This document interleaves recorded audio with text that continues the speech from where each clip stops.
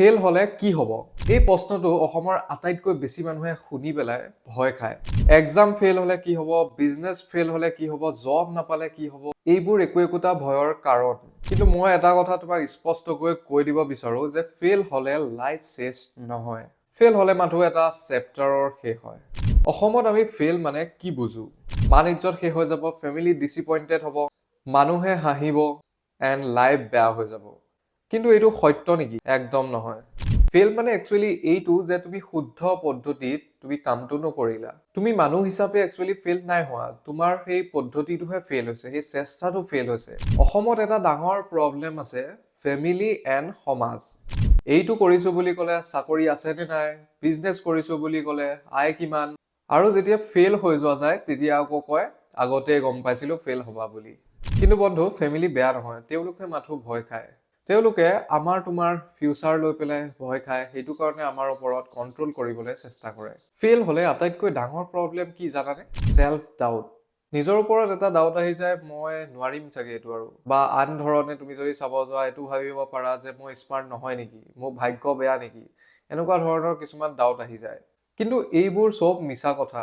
Fail মানে তুমি চেষ্টা কৰিছা, আৰু যিয়ে চেষ্টা নকৰে সি ফেলো নহয় কেতিয়াও। অসমত বহুতে কয় প্ৰথমে ষ্টেবিলিটি লাগিব, দেন ট্ৰাই কৰিম। কিন্তু সত্যটো এইটো, ষ্টেবিলিটি ফেল নোহোৱাত নাহে, স্কিল থাকিলে আহে। যদি তুমি ফেল হৈও শিকিছা, দেন স্কিল বাঢ়িব, আণ্ডাৰষ্টেণ্ডিং বাঢ়িব এণ্ড কনফিডেন্স বাঢ়িব। ফেল নোহোৱা মানুহ আচলতে ভয়াতুৰ হয়। ধৰো এক্সাম ফেল হলা, তুমি তেতিয়া ডিচিপ্লিন শিকিবা। যদি তুমি বিজনেছত ফেল হলা, তেনেহলে তুমি প্ৰাইচিং, মাৰ্কেটিং, কাষ্টমাৰ এইবোৰ শিকিবা। আৰু যদি ৰিলেশ্যনশ্বিপত ফেল হোৱা, তেনেহলে তুমি সেলফ ৰেসপেক্ট শিকিবা। প্ৰতিটো ফেল একোটা লেসন আচলতে। অসমত আটাইতকৈ ডাঙৰ ভয় মানুহে কি কব। কিন্তু এইটো মনত ৰাখিবা, মানুহে আজি হাঁহিব, কাইলৈ সেইটো পাহৰি থাকিব। কিন্তু তুমি যদি নিজৰ ওপৰত নিজেই বিশ্বাস নাৰাখা, তেনেহলে প্ৰব্লেম ডাঙৰ হৈ আহিব। ফেল হলে এই তিনিটা কাম কৰিবা। নাম্বাৰ 1, নিজকে দুখ নিদিবা, কাৰণ ফেল মানে লাৰ্নিং হয়। নাম্বাৰ 2, পজ লোৱা, বাট কুইট নহয়, কাৰণ ৰেষ্ট লাগে কেতিয়াবা, বাট গিভ আপ নকৰিবা। এণ্ড নাম্বাৰ 3, নিজকে কুৱেশ্যন কৰা, ক'ত ভুল কৰিলো এণ্ড কি শিকিলো। এই প্ৰশ্নবোৰে আচলতে তোমাক নেক্সট লেভেললৈ লৈ যাব। ফেল তোমাৰ এনিমি নহয়, ফেল তোমাৰ আচলতে টিচাৰহে।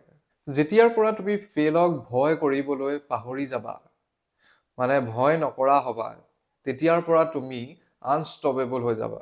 মই এইটো কৈ পেলাই ভিডিঅ'টো সামৰি মাৰিছো যে ফেল হলে লাইফ চেছ নহয়, ফেল হলে মাথো এটা ষ্টৰি চেঞ্জ হয়। যদি তুমি আজি ফেল হৈ আছা, তেনেহলে তুমি প্ৰচেছত আছা। এণ্ড ভিডিঅ'টো ভাল লাগিলে শ্বেয়াৰ এটা কৰি দিবা। বাই।